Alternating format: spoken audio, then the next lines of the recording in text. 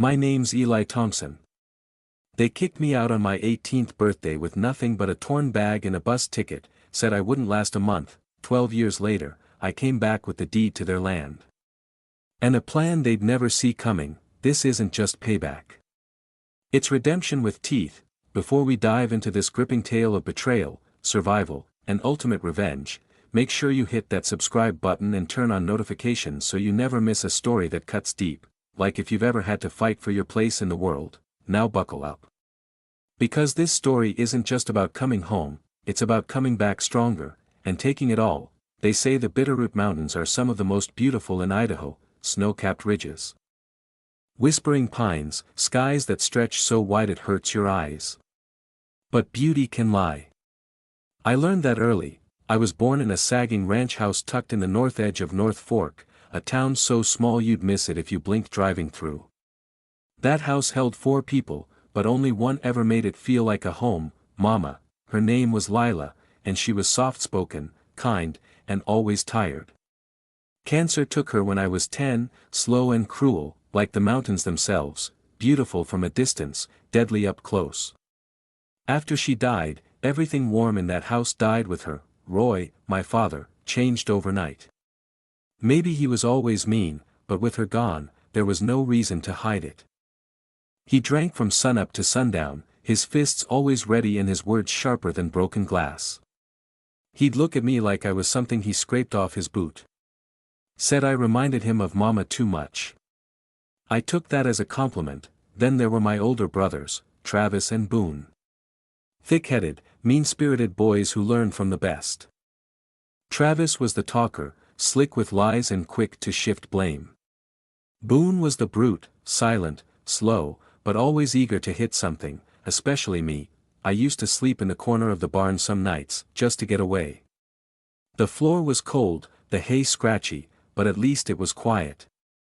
Sometimes I'd sneak out behind the chicken coop and stare at the stars, wondering what it felt like to grow up wanted. There were good days, sure, mostly when Roy was too drunk to move and the boys were off fishing or out at some party. I'd sneak into Mama's old room, the one Roy kept locked up after she passed. I found her Bible once, tucked between the mattress and the bed frame. Inside was a photo, her holding me as a baby, smiling like she still had hope. I'd look at that picture and feel like maybe, just maybe, I came from something better, but that hope never lasted long. One winter, Travis slammed my head into a fence post because I spilled feed too slow. Boone once held my face near the branding iron just to see me cry. Roy watched it all. Never stopped it. Sometimes, he laughed. The worst part wasn't the bruises. It was knowing that if I disappeared one night, no one would miss me. Not really. Not them, so I started planning. I started counting the days, not to escape, but to survive long enough to make it out, because deep down, I knew something they didn't.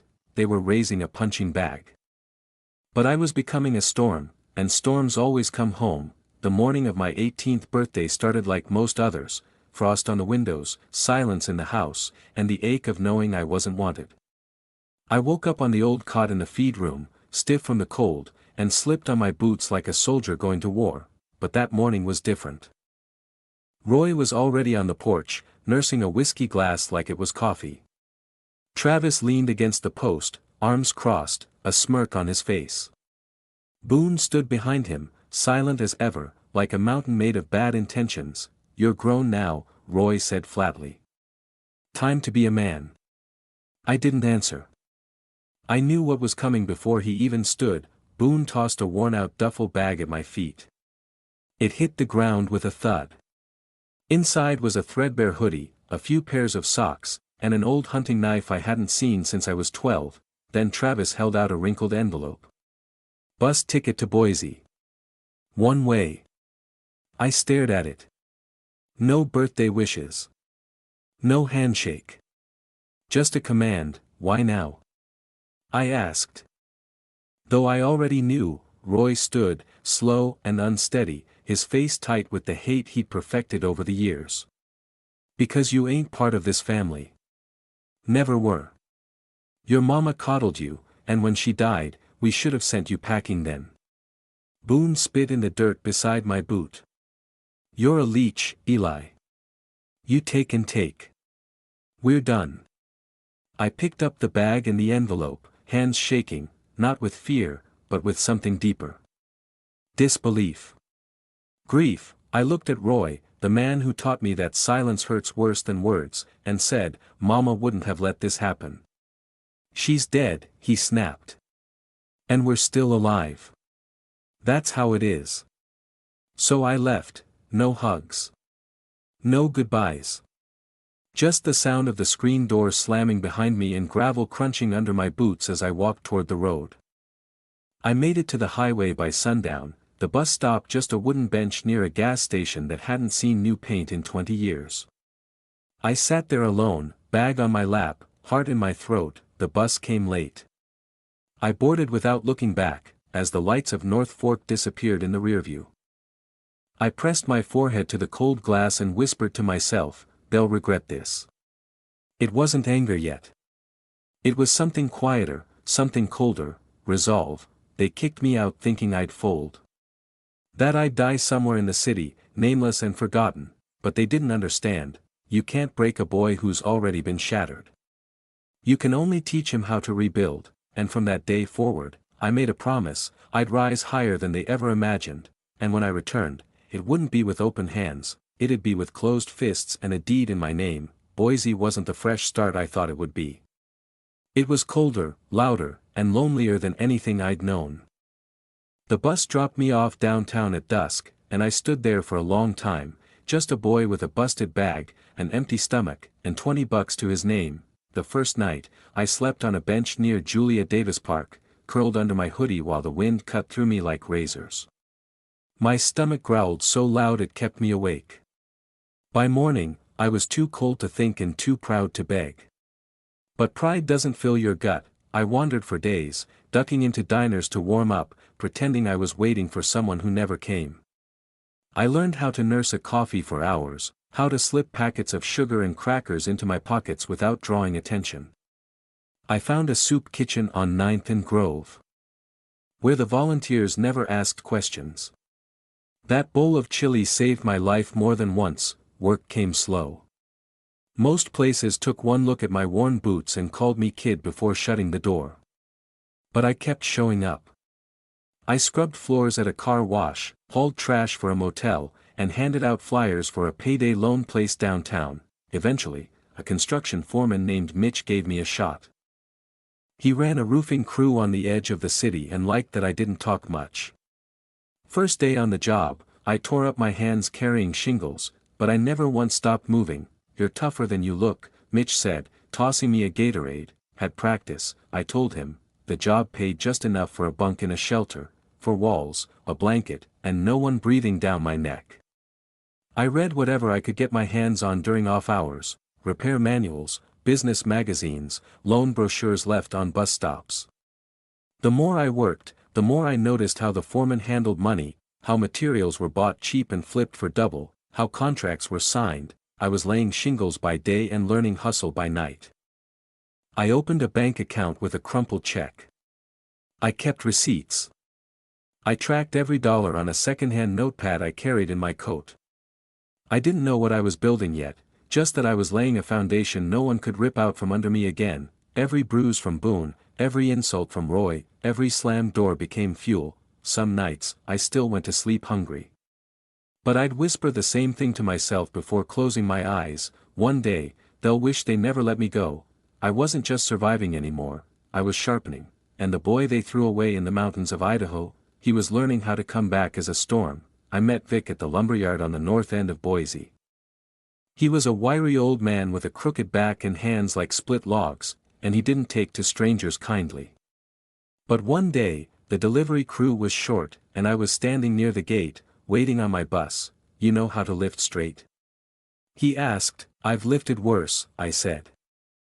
That was how it started, tossing timber onto the bed of a flatbed with frozen fingers and a sore back. No paperwork. Just cash and calluses. By the end of the week, I'd earned enough to eat 2 hot meals in a row, and for the first time in a long while, I didn't have to count every coin in my pocket. Vic kept calling me back. you don't complain," he said one day, handing me a thermos of black coffee. "That's rare." I didn't tell him that compared to North Fork, hauling boards in the sleet was the easy part. By the second month, I knew more about wood than I ever thought I'd care to: Douglas fir, ponderosa pine, beetle kill, seasoning cycles, shipping costs. I started asking questions about margins and resale. About how the yard bought logs from landowners and sold them to builders by the board foot. Vic noticed. One afternoon he pulled me aside. "You ain't just muscle," he said. "You're watching. That's good." He gave me access to the office books in exchange for weekend work. I'd mop the floors, wipe down desks, and quietly study every invoice that passed across the counter. Numbers started to make sense. Deals, even more. I opened a second savings account, quietly, no paper trail back to anyone. I started setting aside every extra dollar. No drinks. No weekends off. No distractions. Just long days, longer nights, and the quiet hum of something growing. One evening, Vic pulled up in his rusted Chevy and tossed me a key. "Got a side job for you," he said. "Old property up in Garden Valley. Needs fencing.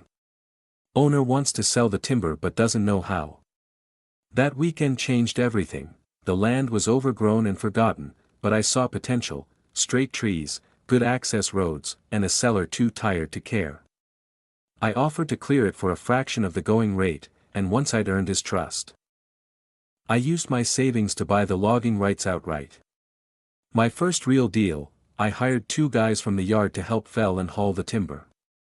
Sold it back to the same buyers I'd been loading trucks for all year, tripled my money. Vic looked at me sideways one day and said, "You ain't gonna stay here long, are you?" "No," I told him. "I'm just getting started." Because while my brothers were probably still drowning in beer and blame back in North Fork, I was quietly becoming the man they never saw coming, and this time, I'd be the one cutting them down. I hadn't thought about North Fork in years, at least not out loud. But the past has a funny way of finding you when you least expect it. I was in the middle of closing on a second logging parcel in Twin Falls when the call came. Unknown number. Scratchy reception. The voice on the other end was familiar but cracked with age. "You probably don't remember me," the man said. "Name's Pete. Used to be your neighbor. Sorry to call like this. But Roy's dead." I said nothing. Just stared out the window at the sawmill below, the smell of fresh-cut pine in the air. "He had a heart attack, I think. Dropped in the pasture," Pete continued. "No funeral, far as I know. Just Travis and Boone drinking themselves stupid at the ranch. Thought you should know." "Why?" I asked. He paused. "Because the ranch is falling apart. Property taxes are years overdue. Word is, they can't keep it. County's about to take it back." That was all I needed to hear. I hung up without another word and stared at the deal papers in front of me. Garden Valley had been good to me. So had Boise. But this? This wasn't just land, this was my reckoning. I spent the next few weeks making calls. Quietly buying up the delinquent taxes tied to the Thompson Ranch under one of my holding companies. It wasn't hard. Boone and Travis were too lazy to file objections, and the county was happy to clear the debt off their books. Within a month, I owned every lien attached to the place. I still remember the day I got the deed in the mail. Simple envelope. County seal. Just a few signatures and a stamp that changed everything. Thompson Ranch, 180 acres of rundown buildings, split fences, and overgrown pastureland, was now legally mine. It didn't feel like revenge. Not yet, it felt like balance. Like something was finally settling in my chest after years of aching. I drove north in a jet-black Dodge Ram. Polished clean with custom plates that read RTWOD. Not a word to anyone. No announcement. Just the hum of the road, the rush of wind, and the weight of what I was about to do. As I crested the ridge above the ranch, the house came into view, same sagging roof, same crooked barn. But this time, I didn't feel small. I didn't feel afraid, I felt ready. Travis was on the porch, cigarette hanging from his mouth, beer in hand. He squinted at the truck, then straightened as I stepped out. "Eli," he said, like he wasn't sure I was real. "Nice place," I said flatly. "Shame it doesn't belong to you anymore." He blinked, confused. "What are you talking about?" I handed him a copy of the deed. "I'm talking about coming home," I said, "and taking back everything you tried to burn out of me." The air in North Fork still smelled like wet hay and pine bark. Nothing had changed. But I had. I wasn't the skinny, scared boy they kicked out with a torn duffel bag. I was the man who held the paper that would rip their world apart. I pulled up to the ranch slow, savoring the moment.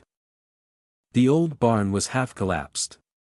Rusted tools leaned against the siding like drunks after a storm. The fencing sagged worse than Roy's morals, and the fields were nothing but weeds and bone-dry soil. Travis came out first, wiping his hands on a filthy rag like he still ran things. Boone followed, shirtless and heavier now, arms crossed like he was guarding a kingdom. When I stepped out of my truck, neither one of them said a word. Not at first. Travis squinted. "Eli. That you?" "It is," I said, calm as a midnight breeze. "Place looks worse than I remember." Boone spat in the dirt. "What the hell you doing back here?" I reached into the truck and pulled out a leather folder. Inside were the documents, tax deeds, lien purchases, and the county's final transfer. I handed them to Travis, watching his lips move as he tried to read. "That's a joke, right?" he asked, voice tightening. "No joke," I said. "You missed 14 consecutive tax payments." I bought up the liens. Then the title. "This ranch is mine now. You too. You're trespassing." Boone took a step forward, fists clenching. "You think you can come in here and take what's ours?" I didn't move. "It was never yours. It was Roy's, and he ran it into the ground. You let it rot. I just finished the paperwork." Travis's face turned the color of rust. "You dirty little," I raised a hand. "Don't finish that. Not unless you want a sheriff here by sundown." He looked like he might explode. Boone paced like a cornered bull, but neither of them made a move. Because they knew I was serious. And more than that, they knew I was right. "I ain't leaving," Boone muttered. "This is my home." "No," I said. "It's my land. You're standing on my soil. You've got 48 hours to clear out. After that, you're squatting on private property, and I'll make sure the law sees it that way." I left the papers on the porch and turned to walk back to my truck. Behind me, Travis cursed under his breath. Boone kicked the siding. But I didn't look back, because for the first time, I didn't have to. I didn't need to yell. I didn't need to fight. The deed did all the talking for me. I drove away slow, heart pounding. Every mile down the dirt road a piece of my past I finally owned. They had stolen my childhood, my family, and my name. Now, I had the title to theirs, and that was only the beginning. 2 days after I served them the papers, the barn went up in flames. I was staying in a small cabin a few miles down the ridge, part of a parcel I bought years ago for hunting weekends. Around 3 a.m., my phone lit up with a call from the sheriff's deputy in Lemhi County. Said there was smoke over the Thompson place. I didn't panic. Not because I wasn't angry, I was, but because I expected it. Boone never knew how to lose quiet. Destruction was his language, and that barn was his last word. By the time I pulled up, the old structure was fully engulfed. The roof had already collapsed. Black smoke poured into the cold night sky, thick as the lies they used to tell. Fire crews were working fast, but the thing was already a loss. Travis was there, pacing, teeth chattering in the wind. Boone stood off to the side, arms crossed, expression unreadable under the flicker of red and orange. He didn't even pretend to be innocent. Deputy Harlan, who I remembered from back when I was a boy, walked over to me. "It was deliberate," he said. "Accelerant near the east wall." Pretty clear message. Yeah, I said. I read it loud and clear. Boone didn't even flinch when they cuffed him. Just stared at me like I was the one who had betrayed him. You never belonged here, he growled as they led him past me. You think a piece of paper changes that? I met his eyes, cold and calm. It doesn't just change it. It ends it. Travis tried to play mediator once Boone was loaded into the cruiser. Said he didn't know, that Boone had been drinking, that maybe things got out of hand. He even asked if we could talk it out, man to man. Man to man? I said, stepping in close. You kicked me out with $20 and a bus ticket. Don't talk to me about men. I filed arson charges the next morning. Pressed for maximum damages. Boone would do time, maybe not much, but enough to remind him that the world had changed and I wasn't the punching bag he remembered. I also filed an immediate eviction order for Travis. No more leniency. No more warnings. He had 72 hours to clear out, or he'd be watching the sheriff load his things onto the front lawn. Then I called a contractor. By the end of the week, the burned barn was gone, bulldozed down to blackened soil. I walked the land myself, boots crunching over old ash and bones of timber, and I stood where I used to shovel manure and dream of escape. Now, I didn't have to run. Now, they were the ones on the outside looking in. The fire didn't scare me. It fueled me, because when you've already crawled through hell, all a man like Boone can do, is burn what's already yours. Once Boone was behind bars and Travis disappeared into whatever bar or motel would still take him. The silence on the ranch felt almost foreign. For the first time, North Fork wasn't full of shouting, slamming doors, or the hum of tension thick enough to choke on. It was quiet, but not the kind of quiet that comes with peace. No, this was the quiet before rebuilding. The first thing I did was gut the house. Every floorboard, every moldy cabinet, every stained memory got ripped out. I hired a demolition crew from Salmon, and I stood there as the same walls that once closed in around me came crashing down. Watching that rotten roof fall felt like tearing down the final pieces of a cage I'd lived in my whole life. Behind the old barn, I found Mama's garden, dead, overgrown, strangled by weeds. But the fence posts were still there. The soil still smelled rich underneath. I cleared it out myself. On my knees, hands in the dirt, I pulled root after root, thinking of her. Thinking of the only person who ever made this place feel like it could be home. And that's when the idea started, not revenge. Not anymore. Legacy. I wasn't interested in fixing the ranch back up for cattle or hay. That dream died with Roy's fists and Boone's fire. What I wanted was to give this place a new soul, something it never had when I was a boy. I reached out to a non-profit in Boise that helped kids aging out of the foster system. Told them I had land, space, work, shelter, and a reason to care. They listened. Within a month, we broke ground on 3 new cabins. I had a team redesign the garden into something functional, half for food, half for healing. We kept the name simple and honest, Rotwood Reclaimed. A place for second chances. For hard work. For kids like me, the ones tossed aside and told they'd never be anything. We hired a cook. A therapist. Ranch hands who knew how to teach, not just bark orders. I funded it all from my own pocket, no donors, no favors.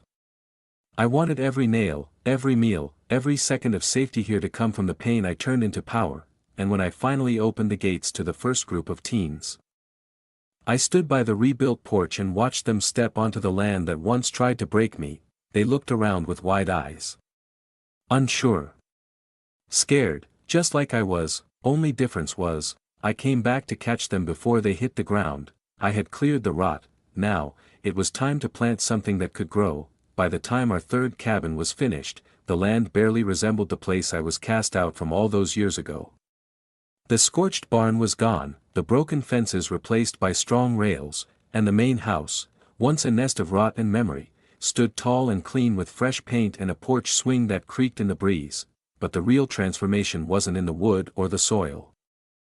It was in the kids. They came from every corner of the state, quiet boys with bruised eyes, girls who flinched at loud noises, teens with clenched jaws and arms folded across wounded chests. I saw myself in all of them. Not just in their hurt, but in their stubborn refusal to give up. The same fire I once had when I was sleeping on park benches and digging splinters out of my hands just to stay alive. We built something real here. We had routines, morning chores, breakfast as a group, ranch duties during the day, and quiet dinners where no one sat alone. Each kid had a bed, clean clothes, and a shelf for whatever small treasures they came with. And every week, we sat around a fire pit and talked. No pressure. Just space. Sometimes they told stories. Sometimes they said nothing. That was okay too. I knew what silence could mean. One boy, Jonah, came to us after running away from a violent foster home. He wouldn't look anyone in the eye for weeks. But one morning, I found him in the old garden, kneeling in the dirt, gently planting beans in a straight line. He looked up and said, "I thought I hated dirt." Then went right back to work. That's when I knew. This wasn't about erasing the past. It was about rewriting what the land meant. The same fields where I once bled now grew vegetables and fed hungry mouths. The same porch where Roy used to bark orders now welcomed tired kids with hot meals and soft words. As for Boone, he served a short sentence, then disappeared. Last I heard, he was bouncing between towns, still angry at the world. Travis, too. Tried to contest the deed once, but the paperwork held. I never saw either of them again. That was fine by me. Mama passed quietly in a care home a few counties over. I visited once, before the end. She didn't speak, but when I held her hand, her eyes welled up. That was enough. Rotwood Reclaimed wasn't just my revenge. It was my redemption. My answer to every blow, every insult. Every night I went to bed believing I didn't matter. Now, I look around and see kids laughing, building fences, learning trades, and I know, I didn't just come back to take the land, I came back to heal it, because the greatest revenge is turning pain into purpose. If Eli's story moved you, if you believe in turning pain into purpose, in rising from the ashes stronger than ever, then don't just scroll away, subscribe for more powerful true life narrations. Like this video if you believe second chances can build legacies. Comment below, what would you do if you had a chance to return stronger than those who tried to break you? Share this story with someone who needs to hear that their past doesn't define their future. This isn't just a story of revenge, it's a story of reclamation.